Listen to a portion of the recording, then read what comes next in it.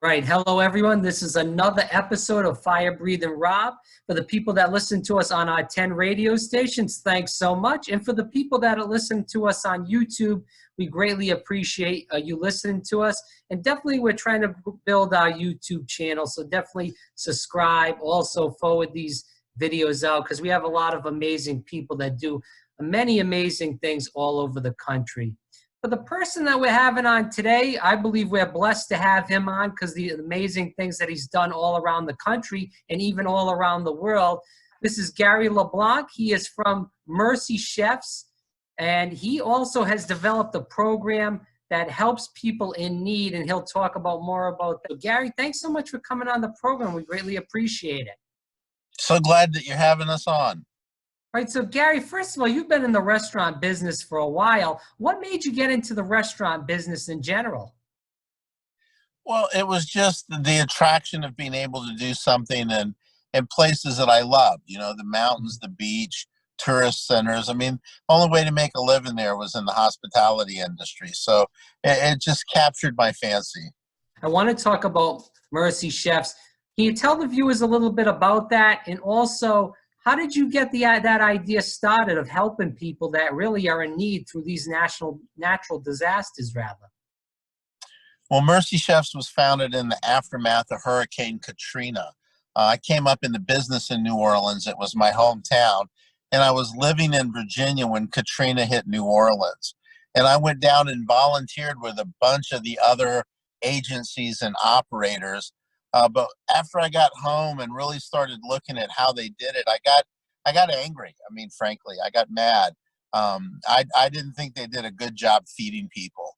And I thought there was a better way to feed people in the aftermath of losing everything. And that was the beginning of Mercy Chefs 14 years ago. Right. So to keep extending on that, I know you are based out of Virginia, but you operate all over the country. Is that where the main hub is, though, in Virginia, correct?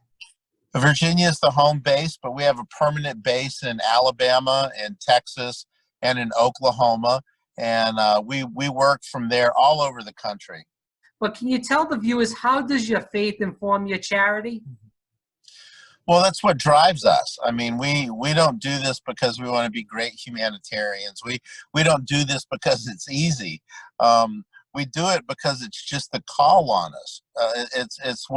It's everything in my life led up to this. This was what I was built for. This is the only thing I can imagine doing with everything that I learned in the hospitality industry. And it's one of those things. You feed somebody a great meal, they're going to be hungry again tomorrow. But if we can go with a message of Jesus, that's going to satisfy them for eternity. Is the food donated? Does your chefs make that fresh? How does all that food get to the right people? Well, we've learned to be very flexible and work with the resources that are available. But because we're immediate responders, because we're usually on site within 24 hours, we don't have the ability to wait for donated products or commodities. So we work with different food vendors around the country, and we usually go in with our first 2 meals on the kitchen, with the product on the kitchen. But then we're having tractor trailer truck loads of food delivered on site. If you're doing 12 or 14,000 meals a day, you're going through a tractor trailer load of groceries every day and a half or so. And it's an amazing thing. We all know what it takes to go and come home with 3 or 4 bags of groceries. But man, when your groceries come in a tractor trailer truck, you know that you're pushing some food out. Agreed, 100%. That is a crazy amount of food. Gary, I want to talk about this because I believe this is a big problem in our society in America as far as food goes. And you being in the restaurant industry, I think you would know the answer to this. You've done a lot, as I said, with the school lunch programs in the past. What ideas would you give school districts to make sure we change this problem and make sure we wean these kids off these fatty, junky foods and onto cleaner, better foods? Well, one of our programs that we feed every day during the school year is an inner city school that helps kids that have failed out get reintegrated into public school. So we have about 100 kids in that program that we feed every day during the school year. And these kids in this challenging neighborhood If it's not a school lunch, their other primary source of nutrition is a convenience store. So it's things that are packaged and full of chemicals. And what we found in this program is for the same money that they spend on a school lunch doing these really not great meals, we're able to scratch prepare food for them. Fresh vegetables, fresh fruits, fresh meat. We have these kids eating salmon and dragon fruit and salads and introducing them to things that they would never eat otherwise. I mean, they love broccoli. I mean, that is so hard. I mean, these kids, if you prepare it right, they love fresh broccoli. They can't get enough of it. And so we know from our experience over the last 2 years feeding this school that kids will respond to handcrafted chef-prepared food. And you can do nutritious and delicious food for the same money that you're opening a box and scooping out prepared stuff. So how do we eat cleaner and healthier and not spend tons of money at the grocery store? You can follow professional chef leads. You know, Mercy Chefs has a program we call Dinner and a Snap, the supplemental nutrition program, food stamps. And we developed 4 weeks of menus based on the amount of money you get from this, where you can go shop fresh ingredients. And our chefs have gone through these menus and done videos, little how-tos. So a family on food stamp benefits still can eat healthy and nutritious handcrafted food. Our chefs have done all the work. So that's a great program. I'd encourage people that want to know more about that to go to mercychefs.com and look at that Dinner and a Snap program. It's amazing what they've come up with, what our teams, our chefs have come up with, that you can eat clean at home on the amount of benefits that you have. Anybody can do it. Anybody can do it. How has your nonprofit handled the coronavirus so far? Well, at our home base, in our community kitchen, we're doing about 3,000 meals a day that we cook one day, we blast chill, and then we package these meals frozen the next day in microwavable containers. So every day we have 3,000 meals going out in microwavable containers to elderly, shut-ins, and at-risk children. So that's what we're doing in our home base. Around the country, we've partnered with 16 locations. This is from Hawaii to Oregon to Florida, up the East Coast and across the heartland. And what we're doing is we're identifying surplus products that are in the stream right now, things that aren't making it through the groceries. And we're able to buy discounted product, and we're doing distribution at 16 sites with partners around the country to put groceries, fresh product, fruits and vegetables and meats into these distribution boxes that are going out. You know, we had a distribution in Orlando the other day, and they commented on the quality of the product that Mercy Chefs was providing for them, and that some of the elderly they were taking this food to haven't had anything from the outside since the beginning of this crisis. I mean, these are shut-ins that aren't going to get food any other way unless Mercy Chefs partners with people and makes a way for to get those great groceries delivered into their homes. This is Gary LeBlanc. He is from Mercy Chefs, which is an amazing program. Definitely check it out at mercychefs.com and definitely try to help out if you can volunteer or spread some money around in this tough time, because it's a great organization. Along with coronavirus, how are you guys working through this? Because people are losing their homes. We saw in Tennessee earlier, and not even just that, Louisiana too.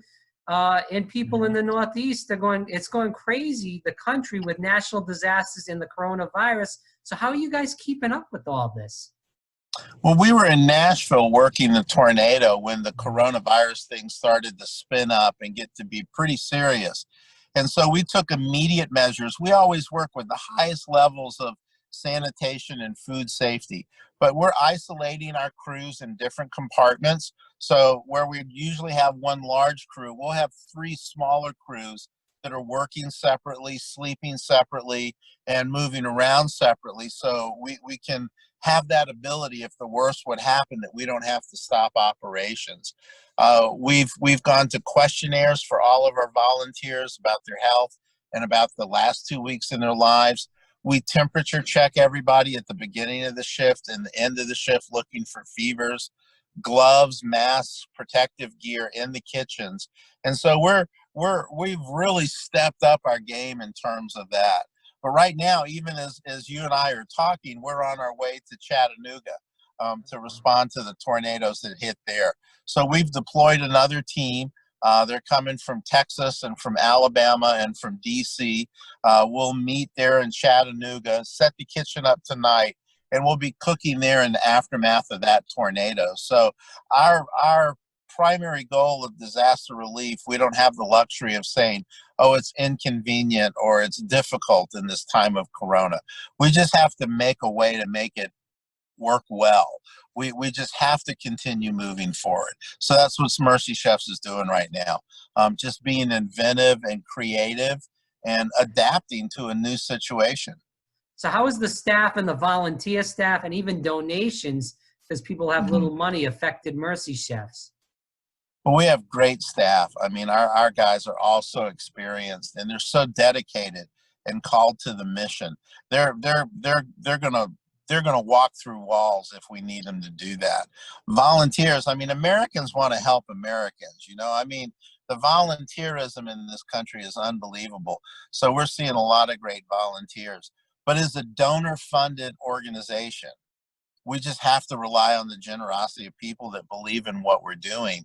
And we don't get to stop, like I said earlier, because it's inconvenient or difficult. We just have to keep moving forward. And the only way for us to do that is with the people that generously stand alongside us as we go feed people. Gary, do you feel like this is the toughest set of events that, because, you know, everything's coming back to back to back, that you've worked while working at Mercy Chefs? Yeah, I mean, we've seen some really difficult times before. I mean, the aftermath of Katrina, the earthquake in Haiti, the wildfires in California. I mean, Harvey, Irma, Maria, Florence, Michael. I mean, 2 years back to back on incredible tornadoes. And those are all very difficult. I mean, those were all amazing times that really stretched us. But this is entirely different. This is entirely different because it's not just all around us. It's everywhere, and not just everywhere in the country, but all around the world. I mean, nobody has seen anything like this. None of us have anything to relate it to. And so, and instead of getting overwhelmed by the circumstances, we're picking places where we know we can make a difference, and we're going to try to overwhelm that location with what we do. Gary LeBlanc here, www.mercychefs.com. Definitely check it out if you're watching this video or listening. What is the most that you need right now? Well, we're in pretty good shape with volunteers and our staff. We can always use more. People can sign up to volunteer on the website as well. But our having the resources to move quickly and deliberately are the most important thing for us right now. We have to not hesitate when there's a need. We have to be able to say, yes, we'll go. Yes, we'll answer the call. Yes, we'll be there for you. And the only way for us to do that is having that resource to make that happen. I want to ask you with the last few questions, this one, because I think this is a good question to ask and people want to know this. Through working through all these natural disasters and having so many great volunteers helping you out and helping the people that need it out, have you ran into any stories that really inspired you as far as people that you've helped or even volunteers that have helped in tough times? Well, yeah, I mean, we've worked with people that have just lost their home. I mean, their home is gone. I don't mean damaged. I mean, their home is gone. Everything in their life is gone. And they show up on site and they want to know how they can help us take care of their neighbors. I mean, we've seen it over and over. Somebody will come say, you know, my house is underwater, but I've got my car. Can I help you deliver meals? I just feel like I don't know how to deal with my tragedy. I don't know how to face my circumstance, but I know how to help someone else. Will you let me do that? So again, it's just incredible the generosity and the heart that neighbors have for neighbors. And that's where we see the healing begin. And this is Gary LeBlanc here, mercychefs.com. How would you inspire those people? What words would you tell them that's to help out and, you know, help with Mercy Chefs and volunteer in general right now in this tough time? I mean, I get asked a lot of times, why do I do this? You know, Gary, why do you do this? And I know why. I mean, the satisfaction I get, because it's what I'm supposed to do. I mean, all those things. But I always ask, like, what I don't understand is, why don't more people do this? I mean, this is a real opportunity to pour in to the people around you. This is a real opportunity to find a place where you can make a difference. You know, Winston Churchill said, you know, we make a living by what we get, but we make a life by what we give. And I think, you know, we're so focused all the time, I think, in our culture on what we can get, how you know, what we can get. And it's times like this that when all that is stripped away, the only place to find advancement, the only place to move forward is to give. And we all have something to give. Everybody has something to give. And that's where, again, that's where healing is going to happen, is we give whatever it is we have, a lot or a little, as we share that with the people around us. That's where we're going to move forward. And that's why we're going to be okay. Where they can find more about Mercy Chefs if they want to help and donate? We ask people to do three things for us. We ask them to pray for us. We ask them to come and work alongside us. And we ask them to support us financially. And you can get more information on all of those things at mercychefs.com. www.mercychefs.com. And there are links on there to volunteer. There are links on there to pray for us, what our needs are. And there are links on there, if you're able to support us financially. Gary, you and the rest of the volunteers at Mercy Chefs are really true patriots and American heroes. And we do pray for you guys and everybody else in need right now in the coronavirus crisis, and also throughout these extreme weather mishaps that have happened all over our country within the past 2 months. So we pray for all of them. And thank you for so much for all you're doing. We really appreciate it. And I'd love to have you back on down the road to talk more about Mercy Chefs. And anytime you call me, I'm going to answer the phone. Thank you so much. All right, Gary. Thanks again.